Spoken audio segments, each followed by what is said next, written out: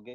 Acá ya estamos grabando y vamos a compartir la pantalla para comenzar a explicar cada una de las guías. Bien, primero que todo, Johan, vamos a hablar de esta guía. ¿Qué es lo que pasó tras la caída del Imperio Romano? Las guías, en este caso, tenemos acá dos participantes. En este caso, lo que tenemos que analizar es que nos saltamos, ¿ok? Nos saltamos en cuanto a la unidad y inmediatamente en cuanto al currículum priorizado es un análisis de qué es lo que ocurre cuando Roma se divide, ¿ok? Entonces acá tenemos objetivo explicar que la civilización europea se conforma a partir de la fragmentación del Imperio Romano Occidente y que influye en las tradiciones greco-romanas, judeo-cristianas y germanas, identificar a la Iglesia Católica como el elemento que articuló esta síntesis y que legitimó el poder político. Entonces acá dice, ¿verdad? Comprende la fragmentación del Imperio Romano y tenemos la caída de Roma, ¿verdad? Es una pintura donde se puede demostrar, en esta pintura, si usted la puede observar bien, hay como una especie de caos, ¿ok? Si te das cuenta, hay gente que está rompiendo un puente, se están incendiando barcos, están lanzando, ¿verdad? Mira, si te das cuenta, acá en esta parte de la pintura hay una mujer, ¿verdad? Que está pintada con la ropa de lo que sería el imperio, de lo que es Roma.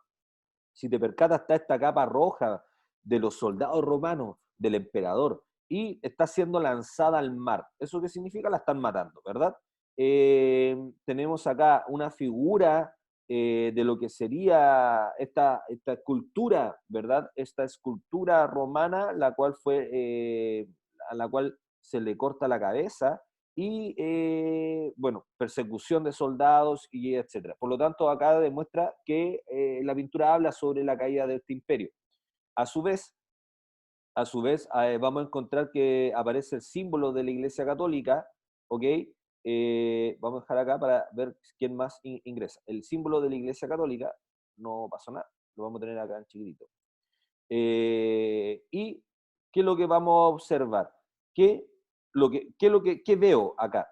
En el fondo, todo esto pertenecía al Imperio Romano, era todo un solo un solo gran imperio, pero gracias a la separación, gracias a la caída, ¿verdad? Comienzan a aparecer nuevos reinos. El reino de Francia, el ducado de Aquitania, Navarra, Aragón, Castilla, Granada, el Sacro Imperio Génova, Venecia, los estados de la iglesia, los estados pontificios, ¿verdad? El reino de Nápoles, y comienza, ¿verdad?, a aparecer reinos medievales, ¿ok? Cuando termina, se quiebra esta unidad, este imperio, cuando se quiebra, ¡pam!, aparecen todos estos reinos, ¿ok? Pero qué elemento vamos a encontrar? Ojo con esto, esta es una clave muy importante. ¿Qué elemento va a unificar a todos estos reinos? Bien, ¿qué elemento va a ser el único que pueda unir a todos estos reinos? Es esto, el poder de la iglesia, ¿ok? El poder de la iglesia católica, el poder que tenía el Vaticano y los estados pontificios. Ellos tenían el poder, ¿verdad?, de unificar cada uno de estos reinos. Entonces, acá, bien simple, desarrollo del pensamiento temporal, la fundación de Constantinopla, ¿verdad? Acá, si tú te das cuenta, aparecen años, 330, 395, el 476 después del Cristo, ¿verdad? Las invasiones germanas son la primera y la segunda fase, la fundación del... Entonces acá lo que tú tendrías que hacer es acá elaborar una línea de tiempo, ¿ok? Una línea de tiempo y ordenando cuáles son antes y cuáles fueron después, ¿ok? Se te da la fecha y algunas vienen con los siglos. Recuerda, si nosotros hablamos del siglo VII, ¿qué año estaríamos hablando? ¿Se acuerdan de eso que vimos?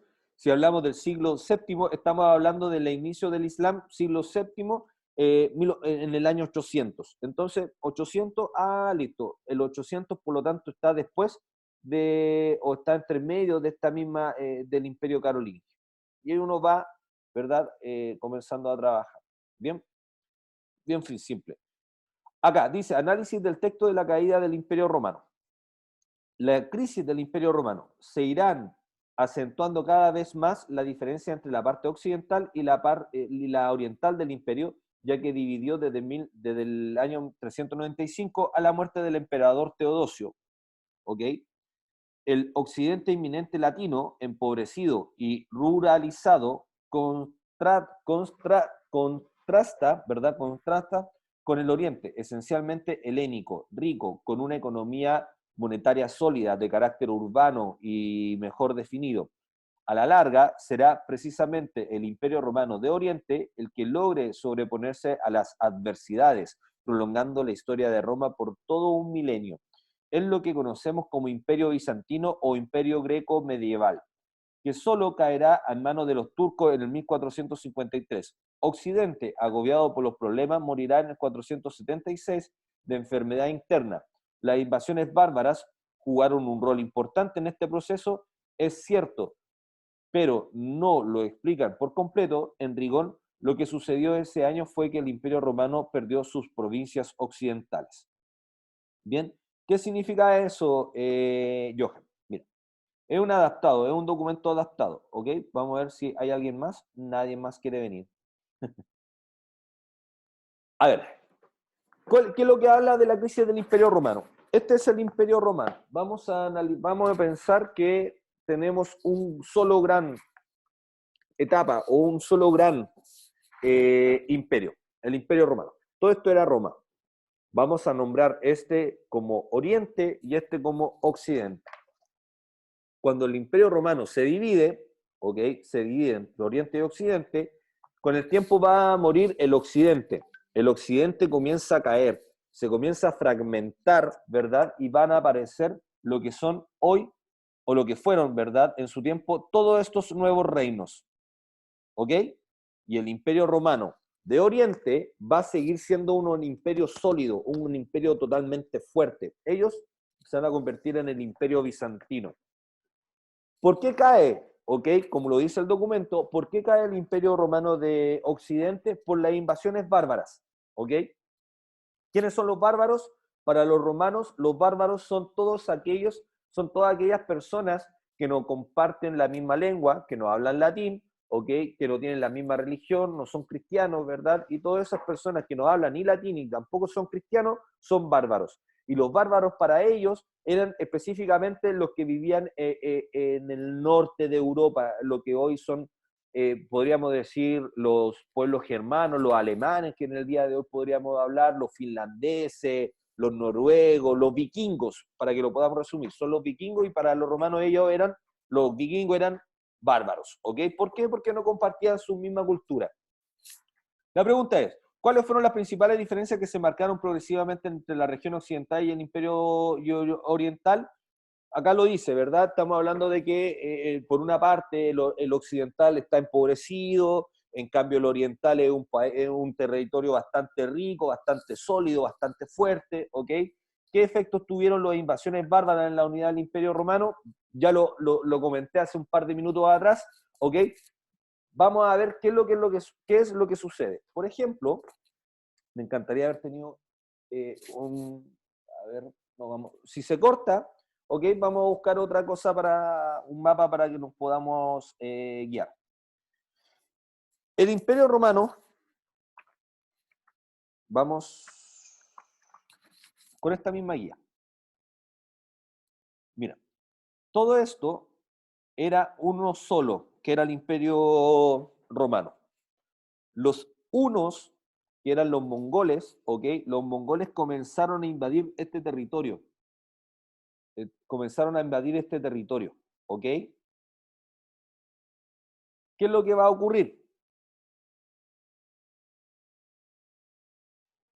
¿Qué es lo que va a ocurrir? Los que vivían en este territorio, que son para los romanos eran los bárbaros, los que vivían en este territorio comenzaron a escapar hacia el imperio romano, ¿ok? Comenzaron a escapar hacia el interior del imperio romano porque venían escapando de ellos, de los mongoles. ¿Tuviste una noche en el museo, Johan? ¿En cuál museo? La película es Una noche en el museo. Ah, sí, sí, sí. Ya, ¿te diste cuenta que aparecía un personaje que era Atila? que era el mongol y que le gustaba el fuego y que el guardia como que le prendía fuego y después eran re amigos, unos que andaban Ah, con sí, uno. sí. Ya, esos Sí. fueron como invadiendo, esos de esa película fueron invadiendo este territorio. Y todos los que vivían acá fueron escapando de ellos. Y por eso, y a eso se le conoce como las invasiones bárbaras, porque los bárbaros comenzaron a escapar de los mongoles y escaparon hacia el interior del Imperio Romano. ¿Ok? Y eso va a provocar el quiebre con el tiempo provoca el quiebre del Imperio Romano. En el fondo ellos fueron escapando y después se producen otras invasiones de los bárbaros a nivel de violentas, de forma violenta, ¿ya? Ítem, localiza espacial, cambios geopolíticos en Europa. Observa los siguientes mapas y responde las siguientes preguntas. Analiza cuáles fueron los principales cambios visualizados en el mapa de Europa debido a qué se produjeron, ¿ok? Y acá dice, según el mapa, identifica y completa en el cuadro respondiendo a qué países o regiones de la actualidad corresponden los territorios ocupados por los reinos germanos durante la Edad Media. Entonces, reinos medievales, documento 2 y los países actuales. Si te das cuenta, mira, todo esto, ¿ok? Si acá dice, territorios bajo la soberanía de Roma, mira, date cuenta, todo esto era imperio romano, era sumamente grande, ¿ok? Cuando se divide, ¿verdad?, el imperio romano, ¿qué es lo que aparecen? Todos estos reinos, ¿ok? Aparecen todos estos reinos. Ahora, en el día de hoy, ¿cuáles serían estos reinos? En el día de hoy no son reinos, son países. Por lo tanto, ¿cuáles son los países? Hagamos unas pequeñas pistas. Acá, esto es, por ejemplo, esta orilla, Portugal. Todo esto es hoy España. Todo esto es hoy Francia. Acá, en el día de hoy, esto es Italia. Por acá se encuentra Croacia, ¿ok? En este sector que vamos a encontrar, donde están los sajones, ¿ok? En esto es en el día de hoy Alemania, ¿ok? Vamos a encontrar Noruega. Toda esta parte vamos a estar los irlandeses, los escoceses y los ingleses, lo que se conoce hoy como Gran Bretaña. Y de acá para allá, todo este lado es, ¿verdad? Rusia. Entonces la idea es que tú compares estos dos mapas, el documento 2 coloque reinos medievales, por ejemplo, reino medieval, reino franco. Tú le vas a colocar reino franco y en la actualidad, ¿qué es lo que es el reino franco? Francia. Reino visigodo, abajo le puedes colocar reino visigodo y reino vasco, España. Reino Visigado, Godo y Suevos. En la tercera, ¿qué es lo que sería? Portugal. Y así, ¿no es cierto? Vamos a ir identificando cuáles son los reinos que existían eh,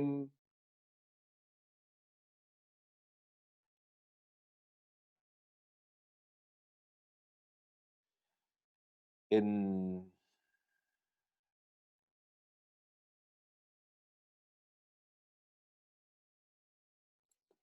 Ahora, el... discúlpame, que están hablando de unas matrículas del proceso. Pero mientras tanto, consulta. ¿Algo? ¿No? Hasta el momento estamos como claros. ¿No, no? Sí. Ya, bacán. Sigamos, vamos a ver si hay alguien más. Nadie más quiso entrar. Eh, Nadie está viniendo ahora. no, hace mucho frío. Ya, entonces, ahora, rol de la Iglesia Católica durante la Edad Media. Dice el comienzo de una noche estrellada y el poder de los obispos. Lo vamos a resumir ya más rápido. ¿Por qué el autor señala como título comienzo de una noche estrellada? A partir de la lectura de los textos establece por qué los obispos tenían tanto poder durante la Edad Media. Ya, la idea es que lo leas, pero te voy a contextualizar un poco más. Cuando se dividen los imperios, o mejor dicho, hablemos de esta parte, de Roma. Roma, ok, después de Justiniano, se va a convertir en el catolicismo. Por lo tanto, Roma pasa de ser un territorio o un imperio en donde ellos adoraban a múltiples dioses, pasan a adorar a un solo Dios, que es el Dios judeo-cristiano, que es Dios, Jesús, ¿ok? Y la sede central de ellos va a estar en el Vaticano, dentro de la ciudad de Roma. Por lo tanto, un elemento que va a unificar todo el imperio romano va a ser la Iglesia Católica, ¿ok? Roma comienza a invadir, por ejemplo, este territorio, llega a este territorio, llega a este territorio, ¿verdad? Llega a este territorio, y una de las características que va a hacer el Imperio Romano es sacar o eliminar, desechar los dioses que tenían en estos lugares, esos pueblos, e instalan, ¿verdad? ¡Pum! Instalan a Dios, instalan a Jesús, instalan la Iglesia Católica. Y con el tiempo, la Iglesia Católica va a ser un elemento que va a unificar todo el Imperio Romano. Pero cuando se divide el Imperio Romano, ¿no es cierto? Y aparecen todos estos reinos, ¿ok? Cuando aparecen todos estos reinos, un elemento que no va a morir, ¿ok? Que no va a caer, que no va a fallecer, va a ser el catolicismo, ¿ok? Por lo tanto, los lombardos, que aunque tenían una lengua distinta a los francos o a los visigodos o los vascos, ¿ok? Y tenían elementos culturales distintos, ¿ok? ¿Qué elementos van a tener en común ellos? Va a ser la religión católica. Entonces, todos estos pueblos, ¿ok?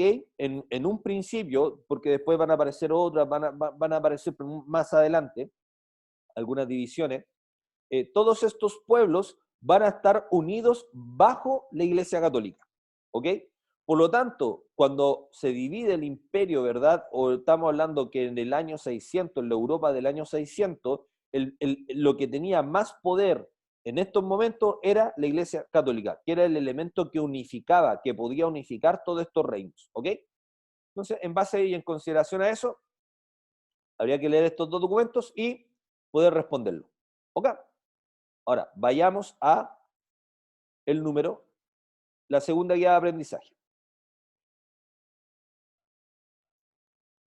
¿Qué es lo que sucede? El legado del mundo clásico y la civilización occidental. El legado del mundo clásico y la civilización occidental, que es la guía 2, es la número 2 de la tercera unidad, ¿ok?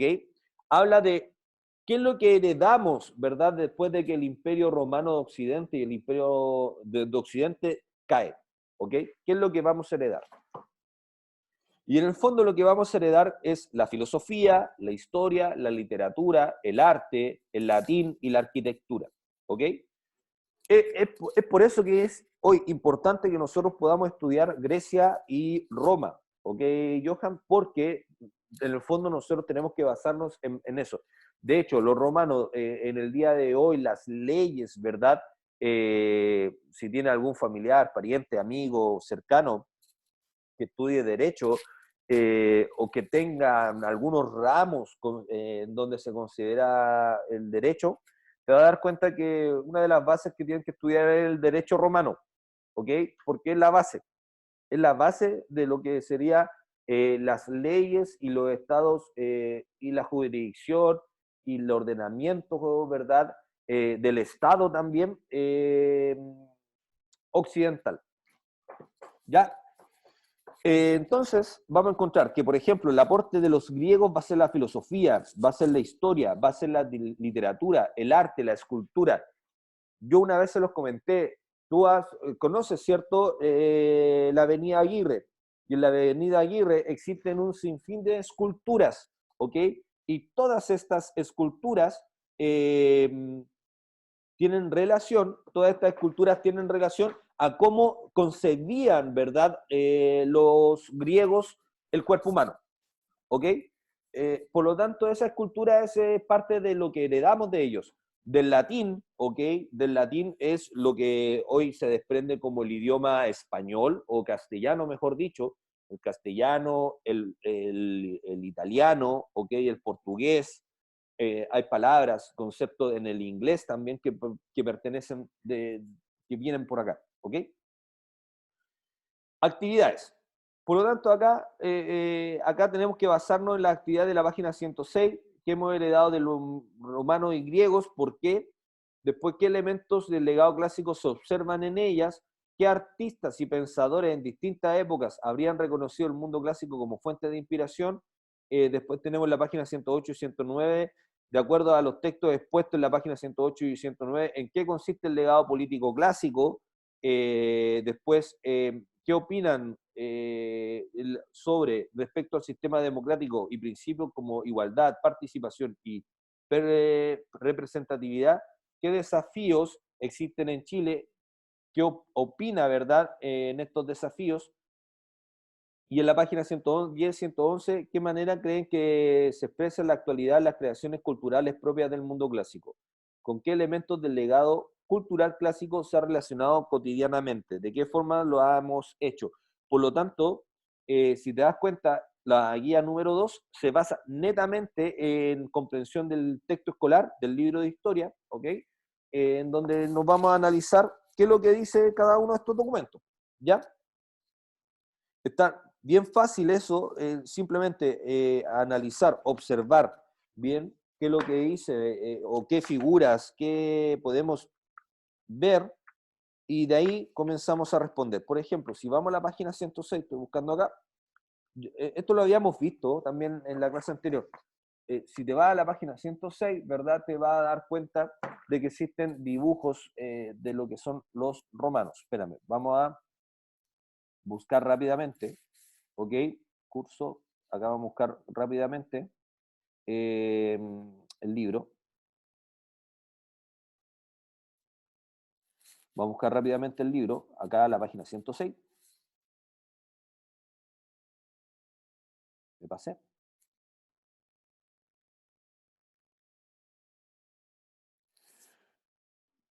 Hasta el momento, ¿alguna pregunta o consulta?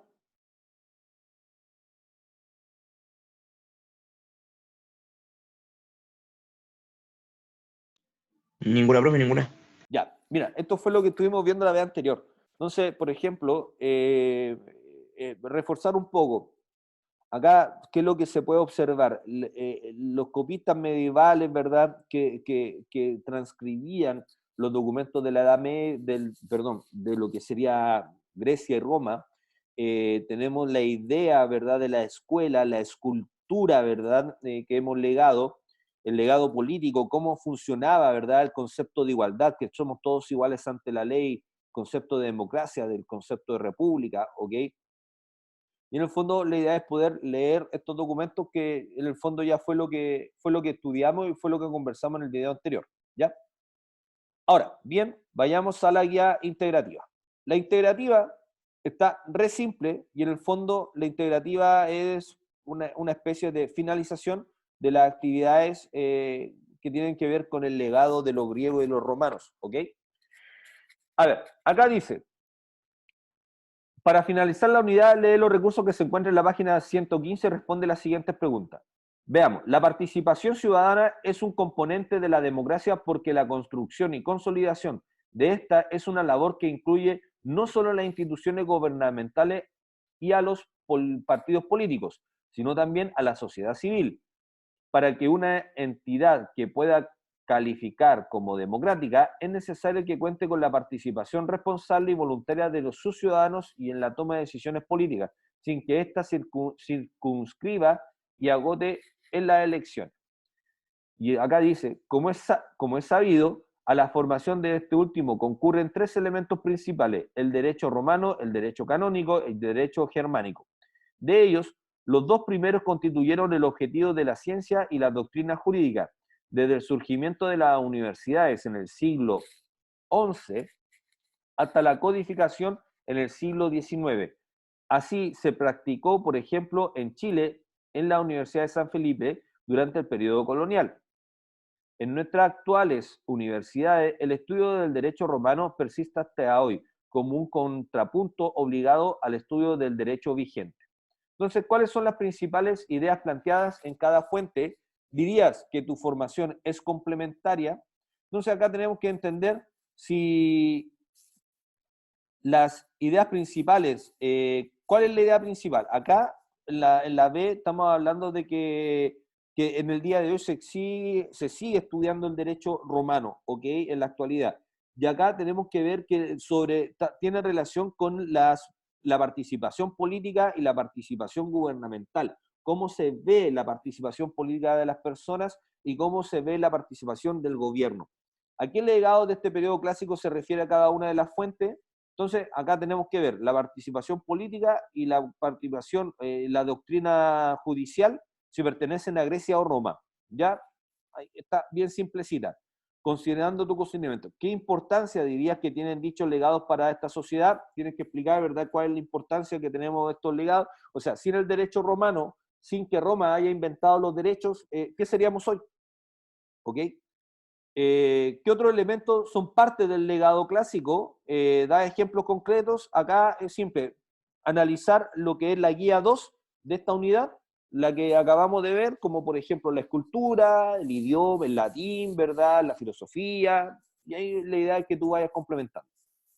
Acá dice, ¿en qué lugar de la escala de la autoevaluación te sitúas? En cuanto al conocimiento que tenemos y tenemos que reflexionar en esta instancia. Leámosla, los documentos y hagamos, ¿verdad?, un gran paneo. La democracia en su forma original era un producto de la ciudad-estado, perdón. La polis con su comunidad cara a cara. Entre las características más reveladoras de la democracia ateniense estaban los conceptos igualitarios de isonomía, igualdad de derechos políticos, e isejoría, que es la igualdad de derecho a dirigirse a la asamblea. El recurso a la suerte para la elección de los miembros, en el Consejo y en muchos otros departamentos de Estado, la rotación mensual, el funcionamiento real de los consejos y el derecho de todos los ciudadanos a tomar parte de las reuniones de la Asamblea. Ni que decir que tienen que la democracia ateniense era deficiente. En aspectos cruciales, al menos en una perspectiva actual, la institución de la esclavitud, la exclusión de las mujeres y los extranjeros de la ciudadanía. Entonces acá está hablando de varias cositas. Estamos hablando, por ejemplo, que el concepto, ¿verdad?, de democracia, teníamos dos cosas, la igualdad de derechos políticos y la igualdad de derechos de elegirse a la asamblea, es decir, cuando tú tienes el mismo derecho, a ver, pensémonos, tú tienes el mismo derecho que tus otros compañeros de curso para dar una opinión dentro del curso. Eso sería isejoría, ¿ok? Acá aparece otra cosa, la rotación de los funcionarios. ¿Te has dado cuenta que un presidente en Chile no dura para toda la vida? Hay una rotación, son cada 4 años, los tenemos que elegir. Lo mismo los alcaldes, los mismos los senadores, los mismos diputados. Entonces, ¿por qué los rotamos? Y acá, ¿no es cierto? ¿O de dónde viene esa idea de poder rotar a nuestros gobernadores? De acá viene la idea, ¿ok? De esta parte. A partir de entonces, la República parecía ser el sistema más perfecto de gobierno, ya que el Senado funcionaba contando con la opinión del pueblo. Ojo con eso, el Senado funciona contando con la opinión del pueblo, es decir, los senadores, ¿verdad?, en Roma, tenían que tomar las decisiones en base a lo que necesitaba el pueblo, ¿ya? Pregunta, ¿es así en el día de hoy? Ahí la dejamos votando. Y de ahí surgió la costumbre de promulgar leyes y los derechos decretos de Roma bajo el nombre del Senatus Populus Caude Romanus, el Senado y el pueblo romano. De esta forma, la República se sostenía sobre 3 pilares que garantizaban el equilibrio de 3 órganos políticos que se controlaban mutuamente, que son los magistrados, equivalían al poder monárquico, el Senado al poder aristocrático y la Asamblea del Pueblo al poder democrático. Bien, entonces en ese tiempo en Roma funcionaban 3 grandes poderes. El poder del magistrado, que era el poder del monarca, del emperador; el Senado, que era de la aristocracia, de los que tenían el dinero, ¿verdad?, porque los que tenían el poder político; y la Asamblea Popular, que era la opinión del pueblo. Entonces, en el día de hoy funciona así, están separados los poderes del Estado, podríamos decir que sí, el poder ejecutivo, el legislativo y el judicial. Entonces, esa idea bien también podríamos decir que es parte de este legado que tenemos de los romanos, ¿ok? Ahora, ¿qué sistemas políticos son tratados en las fuentes? ¿Cuáles fueron las principales diferencias entre ambos sistemas políticos? Bien, ¿cuáles son considerados como elementos fundamentales al legado de la antigüedad griega y la antigüedad romana? ¿Qué otro legado cultural destacarías por su importancia? Bien, y acá tenemos que hacer una pequeña reflexión. ¿Por qué valoran la democracia? Y conocer tu condición de ciudadano es fundamental para construir una sociedad más justa e igualitaria, por ejemplo, entre hombres y mujeres. Tenemos que valorar la democracia en el día de hoy para hacer una sociedad más justa. ¿Qué podríamos hacer nosotros para hacer una sociedad más justa? Porque es importante que la sociedad respete las diferencias que existen entre las personas y los pueblos. ¿Por qué valorar y reconocer el origen y procedencia de aspectos centrales de la sociedad que habitas puede ser importante a ti y al respecto y al resto de los habitantes. Entonces, en el fondo, esas tres preguntas en base a una reflexión que podemos generar, ¿verdad? De si somos una sociedad igualitaria, si tenemos que ser una sociedad democrática o no, si somos o no una sociedad democrática donde respetamos la igualdad de derechos de hombres y mujeres y nos respetamos entre todos, ¿cómo podríamos mejorar? ¿Ok? Eso vamos acá, dejar en pausa. ¿Alguna duda? No, ¿No?